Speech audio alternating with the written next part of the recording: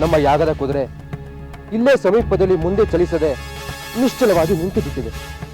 ಅದನ್ನ ಏನು ಮಾಡಿದರೂ ಮುಂದೆ ಚಲಿಸಲಾಗುತ್ತಿಲ್ಲ. ಕುದುರೆ ಮುಂದೆ ಸಾಗದಿದ್ದರೆ ಅಶ್ವಮೇಧ ಯಾಗಕ್ಕೆ ಭಂಗ ಉಂಟಾಗುತ್ತದೆ. ಈ ಸಮಸ್ಯೆಗೆ ತಾವೇ ಪರಿಹಾರ ಹೇಳಬೇಕು ಮುನೀಂದ್ರ. ಶತ್ರುಘ್ನ, ನಿಮ್ಮ ಕುದುರೆ ಚಲಿಸದೆ ಇಲ್ಲಿ ಸ್ಥಿರವಾಗಿ ನಿಂತಿರುವುದಕ್ಕೆ ಕಾರಣವೇನೆಂಬುದು ನನಗೆ ತಿಳಿದಿದೆ. ಅದಕ್ಕೆ ಒಂದು ಬೇರೆ ಕಥೆಯೇ ಇದೆ. ಅದೇನೆಂದು ದಯಮಾಡಿ ತಿಳಿಸಿ ಮುನೀಂದ್ರ. ತಿಳಿಸುತ್ತೇನೆ. ಶ್ರೀರಾಮನ ಅಶ್ವಮೇಧ ಯಾಗ ನಿರ್ವಿಘ್ನವಾಗಿ ನೆರವೇರಬೇಕು. ಮುನಿಜನ ಪ್ರಿಯನಾದ ಶ್ರೀರಾಮಚಂದ್ರನ ಕಾರ್ಯಕ್ಕೆ ಬಾಧೆ ಉಂಟಾಗಬಾರದು. ಹೌದು ಮುನೀಂದ್ರ, ಈಗಾಗಲೇ 10 ದಿಕ್ಕುಗಳಿಂದ ಮುನಿಜನರು ಅಯೋಧ್ಯೆಗೆ ಆಗಮಿಸಿದ್ದಾರೆ. ತಾವು ದಯಮಾಡಿಸಬೇಕು. ಖಂಡಿತ ಬರುತ್ತೇನೆ. ಈಗ ಕುದುರೆ ಚಲಿಸದೆ ನಿಂತಿರುವುದಕ್ಕೆ ಕಾರಣವಾದ ಕಥೆಯನ್ನು ಹೇಳುತ್ತೇನೆ, ಹೇಳಿ. ಹಿಂದೆ ಗೌಡ ದೇಶದಲ್ಲಿ ಸಾತ್ವಿಕನೆಂಬ ಬ್ರಾಹ್ಮಣನಿದ್ದ. ಅವನು ಘೋರ ತಪಸ್ಸು ಮಾಡಿದ.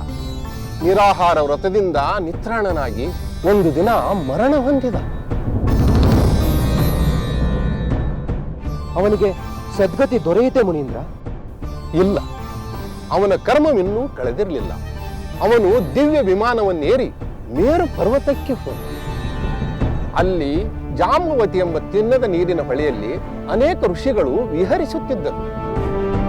ಇವನು ಅವರಿಗೆಲ್ಲ ಕಿರುಕುಳ ಕೊಟ್ಟು ರಾಕ್ಷಸನಾಗು ಎಂಬ ಶಾಪ ಪಡೆದ. ಅಯ್ಯೋ, ಅವನು ಶಾಪದಿಂದ ರಾಕ್ಷಸನಾದನೆ? ಹೌದು, ಶಾಪ ಪಡೆದ ಅವನು ಪಶ್ಚಾತ್ತಾಪದಿಂದ ಕ್ಷಮೆ ಬೇಡಿದ. ಆಗ ಋಷಿಗಳು ಶ್ರೀರಾಮನ ಯಾಗದ ಕುದುರೆಯನ್ನು ಸ್ತಂಭನಗೊಳಿಸಿ ರಾಮಕಥೆಯನ್ನು ಶ್ರವಣ ಮಾಡಿದಾಗ ಶಾಪ ವಿಮೋಚನೆಯಾಗುವುದೆಂದು ಹೇಳಿದರು. ಅಂದರೆ ರಾಮಕಥೆಯನ್ನು ಹೇಳುವುದರಿಂದ ನಮ್ಮ ಯಾಗದ ಕುದುರೆ ಮೊದಲಿನಂತೆ ಚಲಿಸುವುದೇ? ಹೌದು ಶತ್ರುಘ್ನ, ಆ ರಾಕ್ಷಸನೇ ನಿಮ್ಮ ಕುದುರೆಯನ್ನು ನಿಶ್ಚಲಗೊಳಿಸಿದ್ದಾನೆ. ಅವನಿಗೆ ರಾಮಕಥೆಯನ್ನು ಶ್ರವಣ ಮಾಡಿಸಿ, ಆಗ ಕುದುರೆ ಚಲಿಸುತ್ತದೆ. ಆ ಕಾರ್ಯವನ್ನು ಈಗಲೇ ಮಾಡುತ್ತೇನೆ ಮುನೀಂದ್ರ. ದಯಮಾಡಿ ತಾವು ಬರಬೇಕು. ಖಂಡಿತ ಬರು, ಖಂಡಿತ.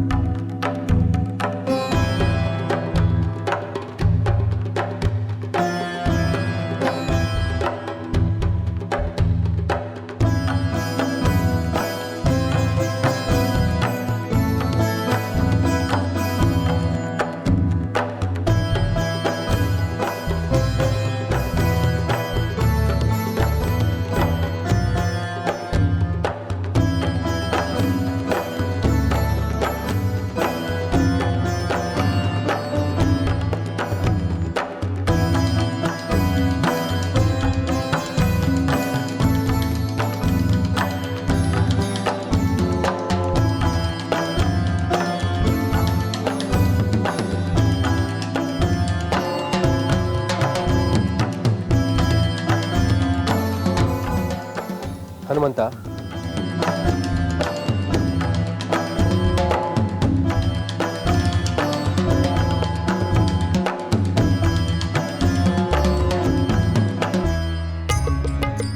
ರಾಮನ ಮಹಿಮೆಯ ಹೇಳುವುದೇ ಭಾಗ್ಯ, ರಾಮನ ಮಹಿಮೆಯ ಕೇಳುವುದೇ ಭಾಗ್ಯ. ಕಾಟಕಿ ಸಂಹಾರ ಮಾಡಿದ ಅಹಲ್ಯೋದ್ಧಾರ ಮಾಡಿದ ರಾಮ, ಸುಬಾಹು ಮಾರೀಚರ ದಮನವ ಮಾಡಿ ಮುನಿಯಜ್ಞವನ್ನು ರಕ್ಷಿಸಿದ ರಾಮ. ರಾಮನ ಮಹಿಮೆ ಕೇಳುವುದೇ ಪುಣ್ಯ, ರಾಮನ ಮಹಿಮೆ ಕೇಳುವುದೇ ಭಾಗ್ಯ. ಖರದೂಷಣರ ಕೊಂದನು ರಾಮ, ವಾನರ ಸ್ನೇಹವ ಪಡೆದನು ರಾಮ. ಕಡಲಿಗೆ ಸೇತುವೆ ಕಟ್ಟಿದ ರಾಮ, ರಾಮ.